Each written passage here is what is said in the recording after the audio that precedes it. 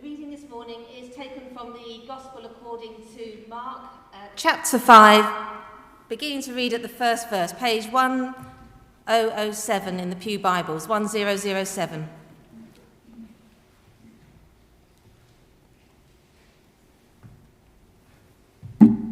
Yeah. They went across the lake to the region of the Gerasenes. When Jesus got out of the boat, a man with an evil spirit came from the tombs to meet him. This man lived in the tombs, and no one could bind him anymore, not even with a chain. For he had often been chained hand and foot, but he tore the chains apart and broke the irons on his feet. No one was strong enough to subdue him. Night and day among the tombs and in the hills, he would cry out and cut himself with stones. When he saw Jesus from a distance, he ran and fell on his knees in front of him. He shouted at the top of his voice, "What do you want with me, Jesus, Son of the Most High God? Swear to God that you won't torture me." For Jesus had said to him, "Come out of this man, you evil spirit." Then Jesus asked him, "What is your name?" "My name is Legion," he replied, "for we are many." And he begged Jesus again and again not to send them out of the area. This is the word of the Lord. Thanks be to God.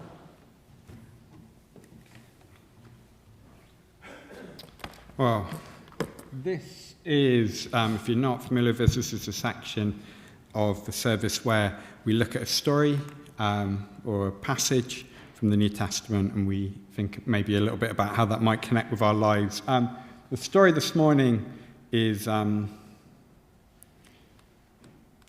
it indeed? Hold on. There we are. The story this morning is entitled "The Man Without a Selfie." And as you can see from the dramatic backdrop, it is a horror story. It's a horrifying title, isn't it? I'm going to split this into two sections. So the first section, we're going to talk a little bit about social media, about selfies, and in the second section, I'm going to share with you the story, "The Man Without a Selfie." I wonder whether you're a social media user. Most people are today. Maybe you're not, but I'm sure other people turn their phone around to you and show you their phones. I wonder what is your favourite image that you've posted online or seen online. What's the favourite thing you've ever posted? This is one of my favourites. This is me and Whitney, my wife, who's back there.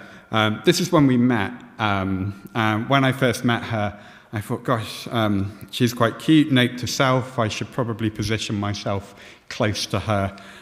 We were working together on a project at an English camp together, and we're back-to-back English camps, and we had a day or two in between these two camps. And I thought, what can I do? What move can I possibly make? And I made the move, which is obviously the logical move in that situation, which I know is what you would make. And I thought, why don't I take a hitchhiking in Transylvania? And I thought, I don't want to make this too obvious. So I kind of made it like an open invite. Does anybody want to go hitchhiking? And unfortunately, 2 other people did. So there were 4 of us, and we went down to the road near the campsite and stuck our thumbs out to try and get people to stop. And we were there quite a long time. Nobody would stop for us until eventually this battered old van stops, and this guy winds the window down. He smiles. His mouth is more gold than teeth. Very weathered-looking old man. And he says, "Yeah, I can take you. 2 of you can go in the front and 2 can go in the back." And I said, "Well, Whitney and I will go in the back. That's fine." So we're in the back of the van. What you can't see here necessarily is, and maybe you can just glimpse, there's a shelf on our just behind our heads. And as the vehicle started moving, I looked up and realised it was all scythes, basically. It was all blades, and they hadn't been tied down. So if he broke sharply, but if I still had my head at the end of the journey, I knew, gosh, I'm in here. Which indeed I was. So these are some other pictures that I've posted since on social media. Yeah, it just kind of gets wilder. So social media can be quite fun, kind of, to share with people some of the stories of ourselves. Some people really love getting the ultimate sort of online picture.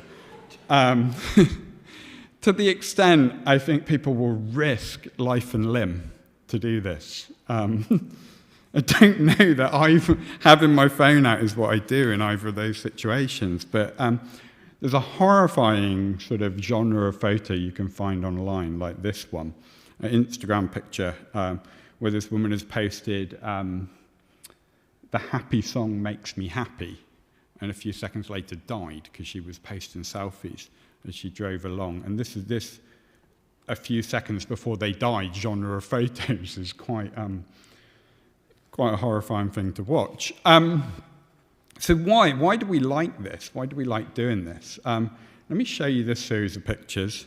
Look at this woman. They're all from the same account. It's wonderful, isn't it, right? Look at her beautiful, ordered, peaceful, meditative life. And then she zooms out and she shows you what is behind those pictures. So I'm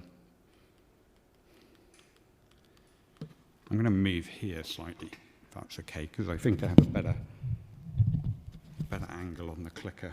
There we are. Or we have this, or here.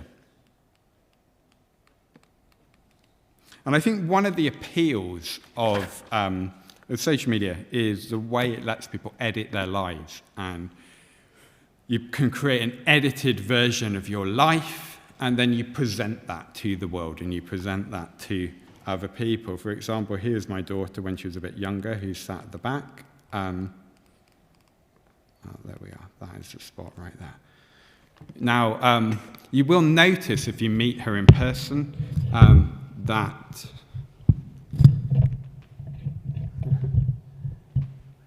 she does have blue eyes, but she does not have grey skin.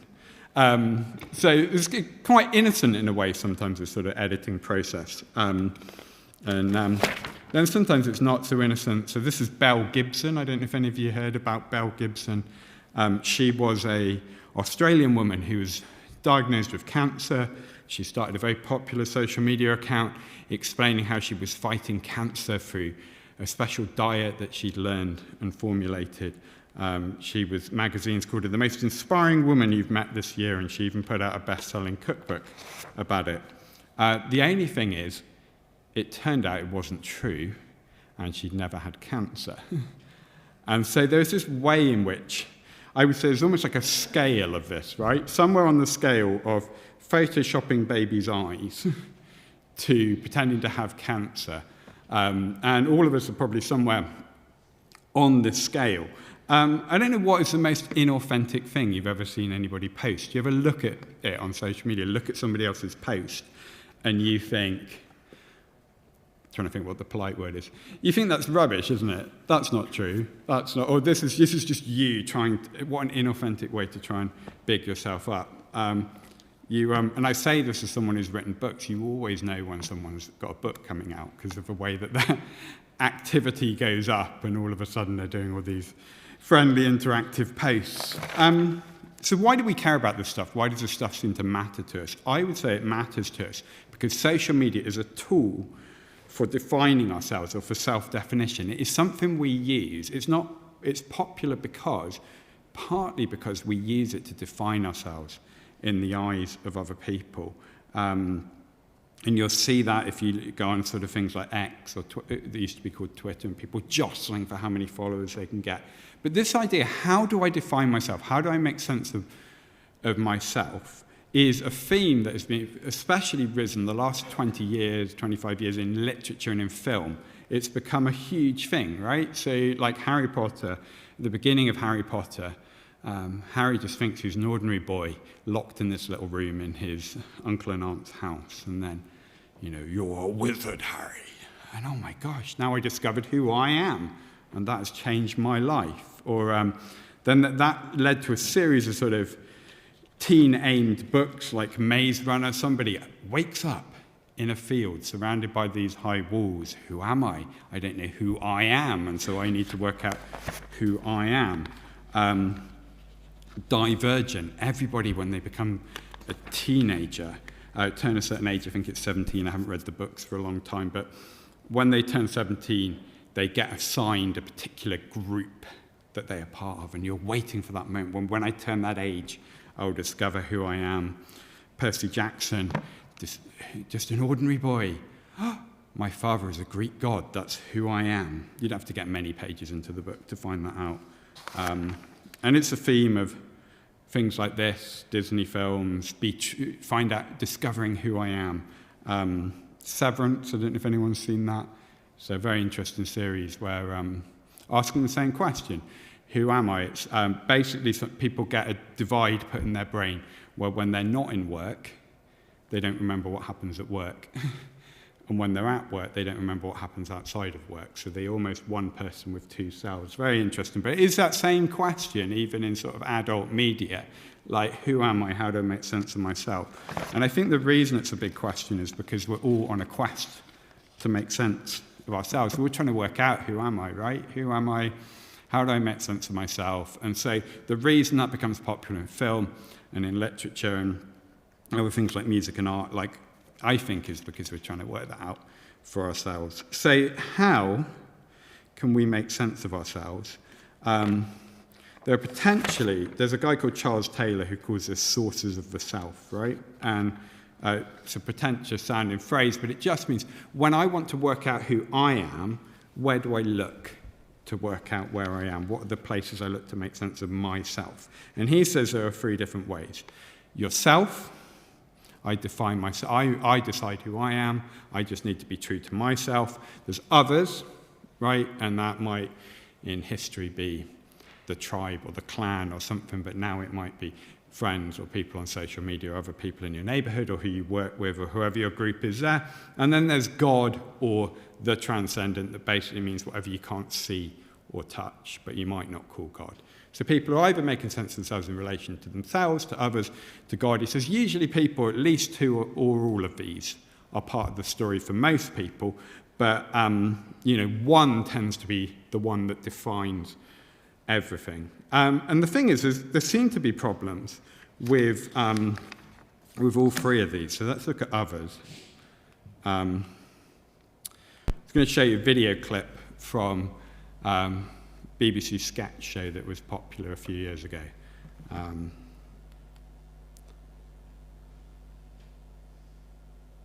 If it plays. Does it play, Ian? I've had a lucky life, but there's something I really regret. Oh, Mum, there's nothing to regret. I really wish I'd taken more pictures of my lunch and put them online. Chicken and chips, take a picture, put it online. Tuna salad, take a picture, put it online. Packet of crisps and an apple, take a picture, put it online. I always thought there'd be another day to show people what I was about to eat. Don't let it be too late for you. Go, get my purse. Look, go down to the canteen. Get yourself a piece of quiche and stick it on Tumblr, because tomorrow might never come. It won't be long now.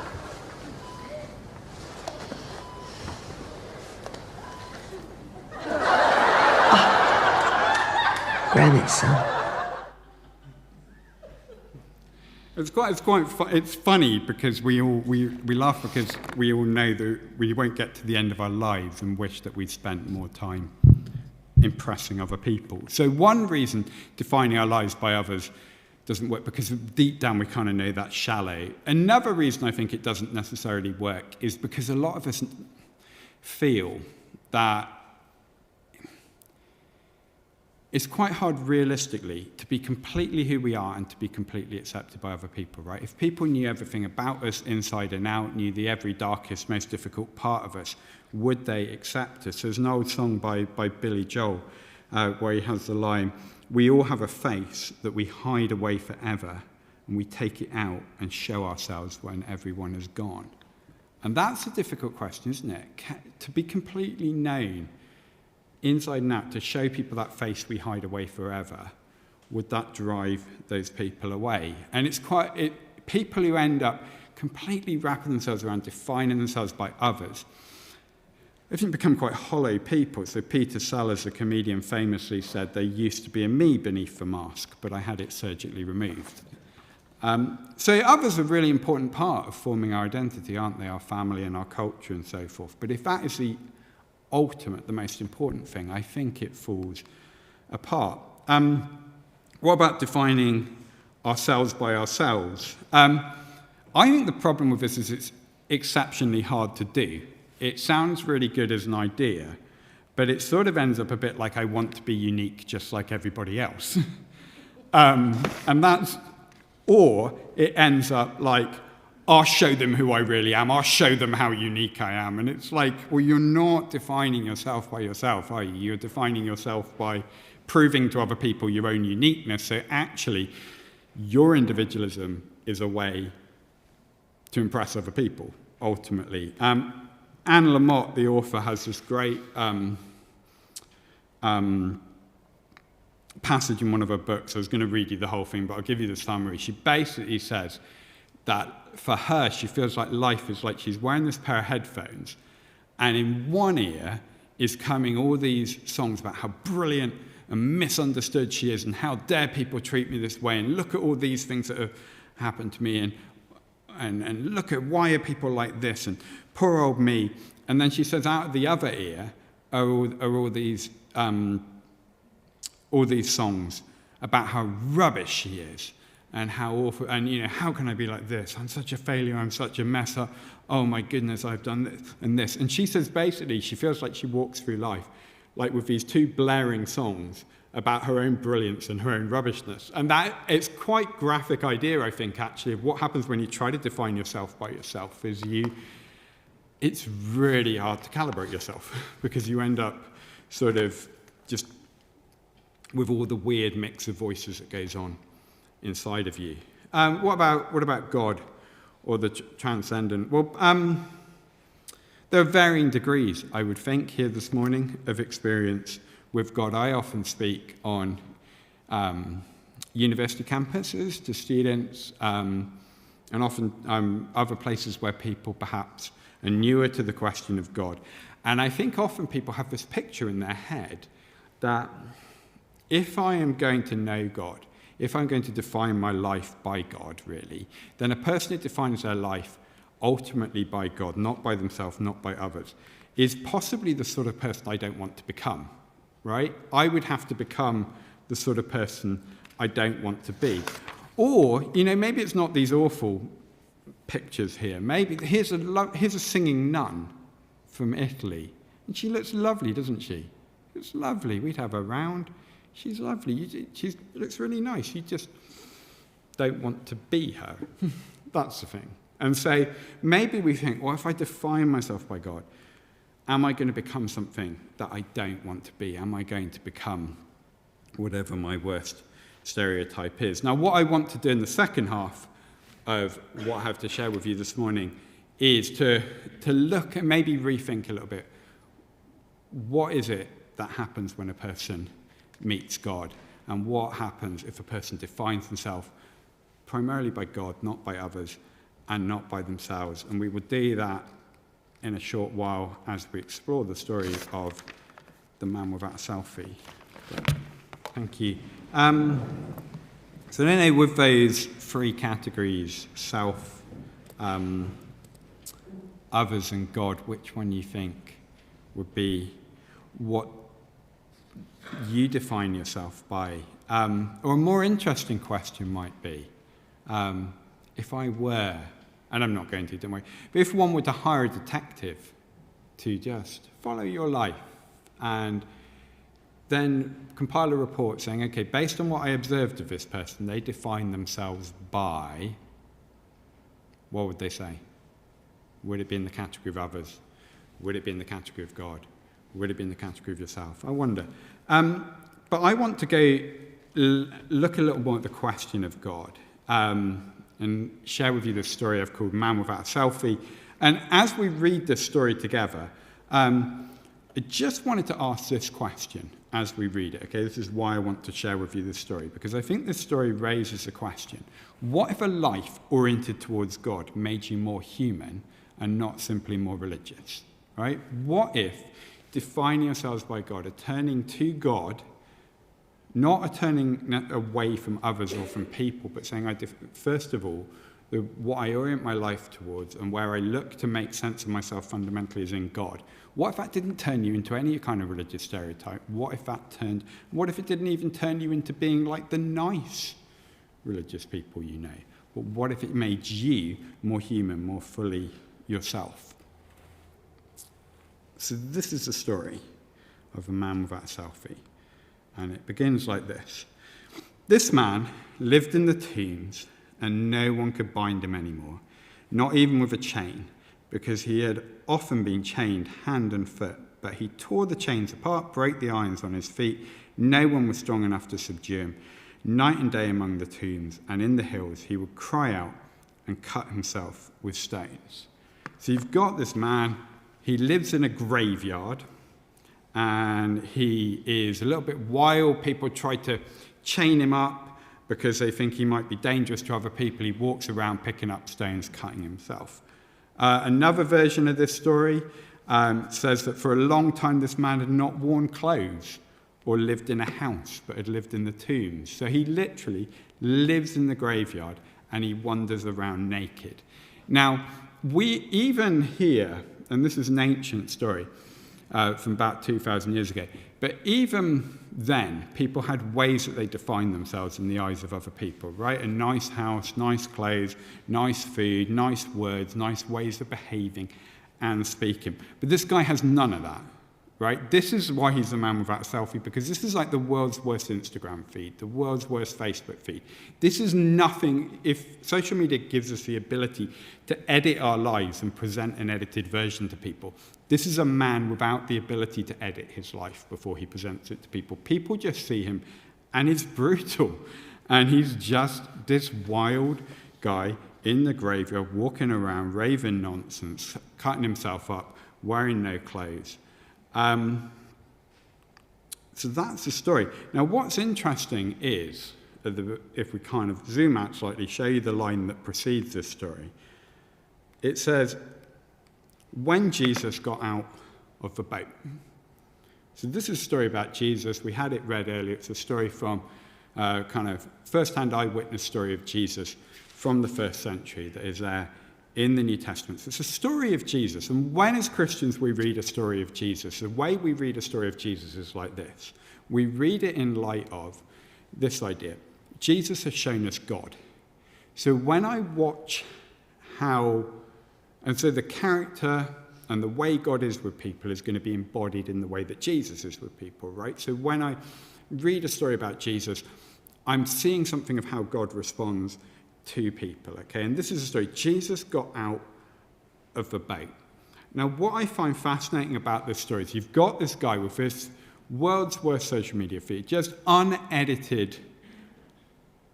I wouldn't want to get close to this guy, would you? Right? And Jesus gets in a boat, goes across a lake, gets out of the boat, and goes to the guy. Jesus sees this guy completely as he is, right? He sees, when Billy Joel quote earlier, where there's this self that we don't show to other people. Jesus sees that, and he doesn't run the other way, right? The movement of Jesus is towards this person. It's towards him.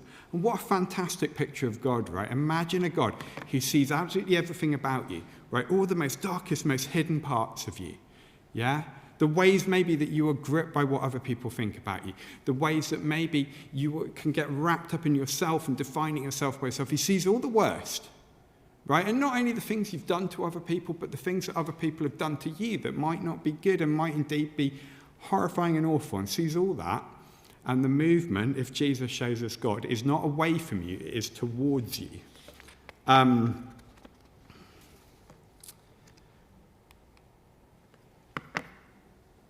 Here's some pictures of Jesus at the most famous moment in his life. And the most famous moment of his life, as you may know, is it culminates in Jesus being crucified, right? Jesus being physically broken. That experience there. And I think that what this story has in common with that is that the entire story of Jesus' life, his life and his death, was a story not of a God who runs away from us, but a story of a God who comes to us. Not a God who says, you must break yourself and you must change yourself and you must improve yourself to be accepted by me. Not a God who even says, you must do a better job at defining yourself by me. Not even that, right? It's a God who says, I will come and I will move towards you. And yes, in this little story, there's a story of Jesus moving towards this one person, but the whole story of Jesus is the story of God has become man and he has moved towards humanity as a whole. That includes us. And he will move towards us and he says, I will embrace them even if it breaks me. Even if it breaks me, I will not ask them to break themselves. I will break myself to come to them. There's a writer I really love, Argentinian writer, who I was reading a book of his about a particular philosophy, a particular way of seeing the world from the 1930s. And he has this line in his essay about it, where he says of this philosophy, it is uninhabitable. What he means by that is, this is an interesting idea to read about on paper, but I can't live in it. I can't, like when I try to put it into practice, I can't live in it. This idea is uninhabitable. But when I read the story, that here is a God who sees you completely as you are. He moves towards you. He doesn't say, I'm going to pretend you're great, but he's actually going to go, no, in order to embrace you, there's going to be a cost to that, but I will bear that cost. When you say God is realistic about who we are, I say, well, that's inhabitable. It's not something that depends on, it didn't depend on anything in that man for Jesus to move towards him, and it doesn't depend on anything in us. Well, I can inhabit that, right? If you're telling me an idea where I have to be good enough for God or I have to self-improve, I don't know that that's inhabitable, because I don't know how good I am at that. But if you say God sees you as you are and he moves towards you, well, that I think I can inhabit that. And then the passage says, when he saw Jesus from a distance, he ran and fell on his knees in front of him. And he shouted at the top of his voice, what do you want with me, Jesus, Son of the Most High God? In God's name, don't torture me. Such an interesting scene. Because, okay, imagine that you watch this scene on mute, right? So you've got your ears covered or, you're watching it on TV and it's on mute. What do you see? Right? You see a man running towards Jesus. And so you say, gosh, this man is really interested in Jesus. He's running towards him and he's falling down on his knees. Wow. Okay, then you replay the scene, but this time it's not on mute. This time you're blindfolded, okay? And so you don't see it. What you hear, because you can't see anything, what you hear is someone saying, Jesus, go away. In God's name, don't torture me. What do you want? Go away. And when you're encountering the scene blindfolded, you don't think, here's a guy really interested in Jesus. You think, here's a guy who wants Jesus to get lost. What is interesting is, isn't it, that's not two different people. That's one person who simultaneously is running towards Jesus and kneeling in front of him enthusiastically, but also shouting, what do you want with me? Go away. And I think this is such a great scene because this is where so many of us are at. Right? So many of us, there is something that draws us towards God, and there's something that pulls us away from God. And those two things are capable of existing even in the same moment, right? Even in the same moment, in the same person, there can be a tear here and there. I remember walking down this street once. It was late at night, and it was just me walking the street, and I started thinking, gosh, I was praying at the time, and I thought, what would happen if I walked around the corner and there was Jesus just stood there? What would I do? And I had two thoughts go through my head. One is I would run over and embrace him and put my arms around him and cry and say, thank you for all that you've done for me. And the other part of me thought I'd punch him in the face and run away, because actually I'm encountering somebody who I don't necessarily want him taking over my life and doing all these things. Right? I want to be in charge. And we all feel that, I think, a bit, that there is something that draws us to God and something that draws us away. But look, we're the ones with the tear in this picture. We're the ones torn in two directions. In this story, Jesus is not torn in two directions. In this story, Jesus moves in one direction, and it is towards that person And if Jesus shows us God, then he shows us a God who moves towards us. Let me ask you this question. If there was a God who saw you completely as you are and still moved towards you, would you want to run towards them or scream for them to go away or something else?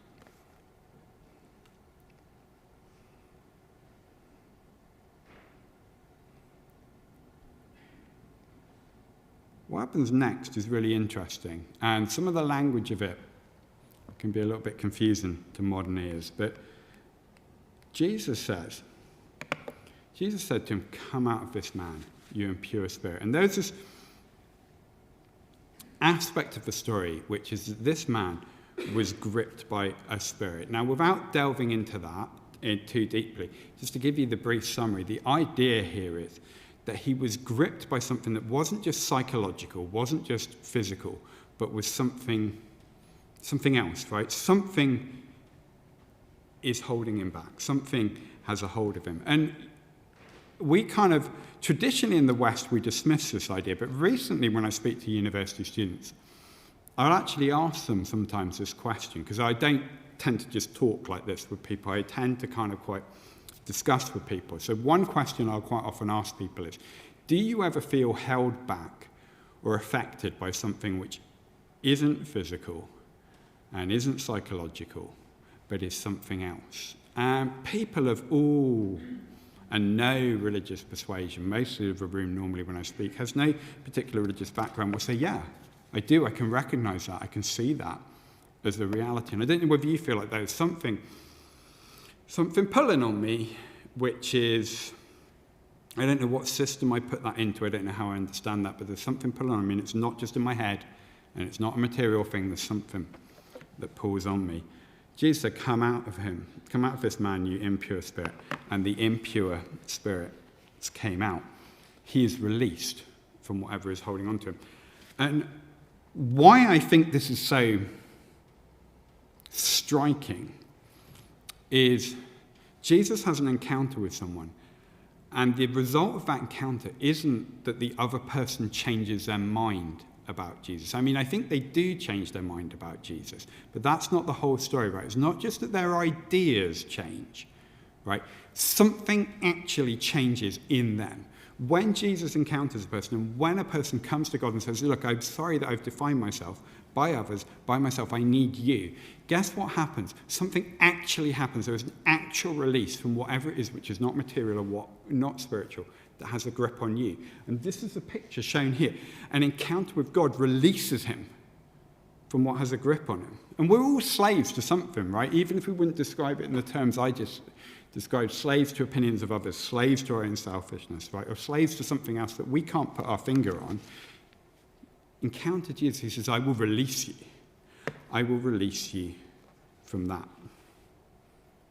So Jesus doesn't just come with ideas, he does something. And the people came out to see what had happened. And when they came to Jesus, they saw the man sitting there, dressed and in his right mind. And this is such a great ending here, because Jesus encounters this person, and it doesn't all of a sudden say, and then he downloaded some Christian songs, or then he, bought a T-shirt with the name of Jesus on it, or something. Like, he doesn't do some... Fundamentally, there's not some strange religious move that happens. What happens is he's dressed, and he's sitting there, and he's in his right mind. And the result of encountering God in the person of Jesus is that he becomes more himself. He becomes more human. Something has happened in him that doesn't turn him into whatever strange stereotype we have, but actually makes him more fully himself. And what if God wants to do that with you, right? Whether that's, with someone who say, well, that's been part of my life story for a long time, but I need to come back to that, or whether you're somebody who's newer to this, what if God wants to do that with you? What if God wants to release you and make you more fully yourself, more fully human? Because if Jesus shows us God, then God still wants to do that. Jesus, in this story, we see that he moves towards the man, right? He moves towards him. He makes him more human, more himself. And he changes him, not just his perspective, something changes in him. That's the story of Jesus in this passage. What if God still moves towards us? What if God still moves towards us here? What if he still moves towards you? Not just other people in the room. What if he still moves towards you? What if he makes us more human, more ourselves? What if he could do that with you? What if God changes us, changes me, changes you, not just our perspective? What if this story was not just a cool story with nice slides, but what if this showed us what God is really like right now?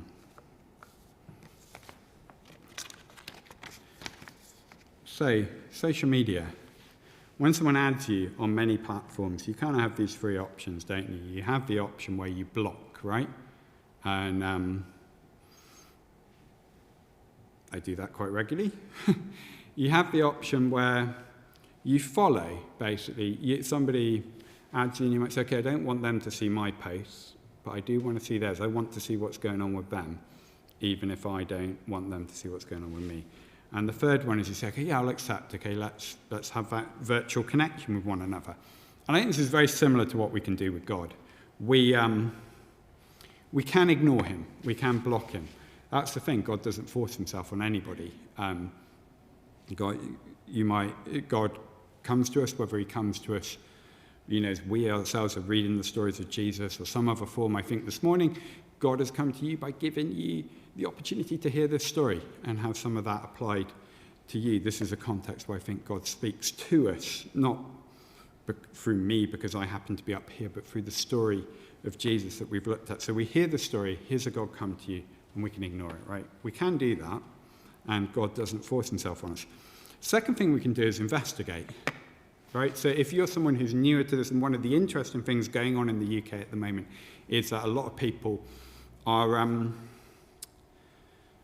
just get curious about God and turn up at church on a Sunday morning, and that might be you. Before they get curious and turn up at church, they quite often get curious and watch on YouTube. So you might be watching on YouTube and think about this.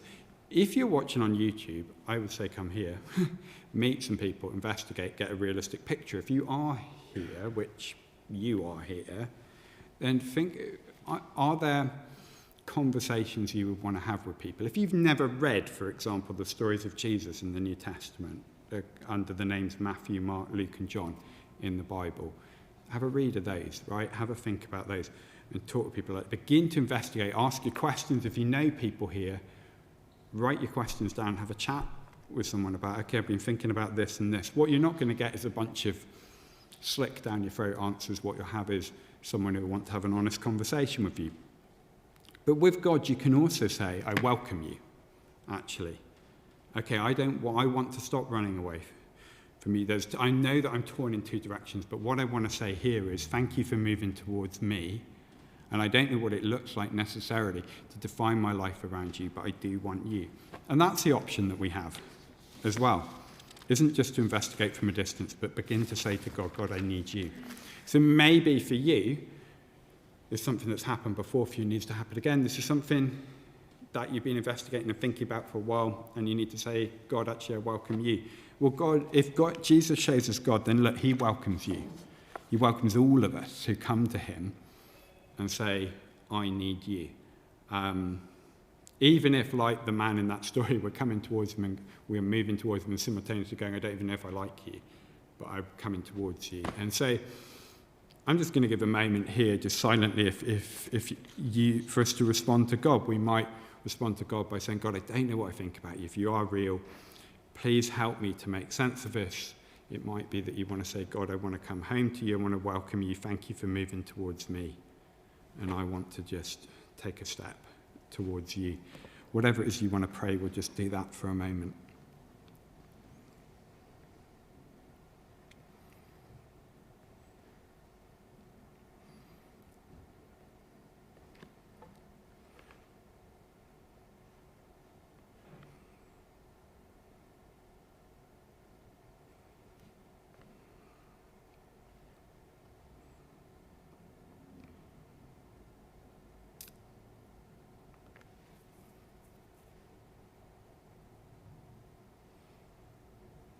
God, I thank you that we are not left simply to figure out who you are, what you are like, but you've shown yourself to us in the person of Jesus, and we see you as one who moves towards us and who welcomes us. One who doesn't ask of us that we would break ourselves to know you, but one who has broken themselves that we might have access to you. I pray for everybody here. I pray for those of us who this morning were thinking, yes, I need to come home to you. If people have said, yes, I want to welcome you, I pray, thank you that you hear those prayers. Thank you that you do welcome them home. For those people saying, I don't know if you're real and wanting to investigate you, I pray that you will continue to just be with them in that exploration, and I pray that they will find clarity and who you are as they begin to investigate that. And I pray for all the rest of us, whatever thoughts or whatever prayers have gone through our head this morning, thank you that you hear those, and you don't just hear them, but you respond to them. And we thank you for this opportunity this morning to look at this story from the life of Jesus. In his name, amen.